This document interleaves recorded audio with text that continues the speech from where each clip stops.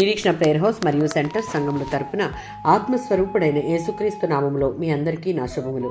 ఈరోజు దేవుని వాగ్దానం గలతీయులకు రాసిన పత్రిక 5వ అధ్యాయం 16వ వచనం. నేను చెప్పున్నదేమనగా ఆత్మానుసారముగా నడుచుకునుడి, అప్పుడు మీరు శరీరేచ్ఛను నెరవేర్చరు.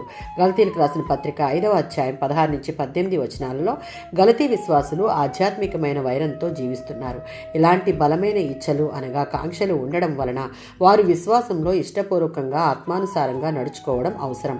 క్రీస్తులో ఆధ్యాత్మిక జీవితం గడిపేందుకు విశ్వాసులకు శక్తినిచ్చేది దేవుని ఆత్మ.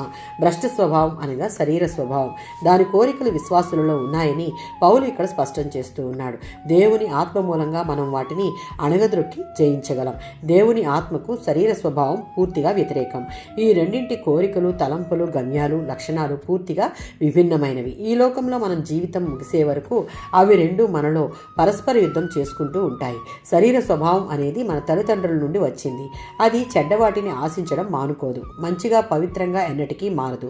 నిజానికి కాలం గడుస్తున్న కొద్దీ అది మరింత హీనంగా మారిపోతూ ఉంటుంది. దేవుని ఆత్మ అడుగడుక్కు శరీర స్వభావాన్ని ఎదిరిస్తూనే ఉంటాడు.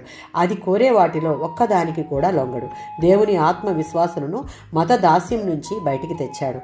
పాప విముక్తి, రక్షణ కోసం సొంత ప్రయత్నాలు చేయాలన్న సూత్రం నుంచి విడుదల చేశాడు. ఆయన తిరిగి వారిని అందులోనికి తీసుకుపోడు. రోమీయులకు రాసిన పత్రిక 8వ అధ్యాయం 4-5 వచనాలలో మానవ జాతిని పాప దోషం నుంచి, దాని శక్తి నుంచి విడిపించి వారిని తన కోసం పవిత్ర ప్రజగా చేయాలని దేవుని యొక్క ఉద్దేశం.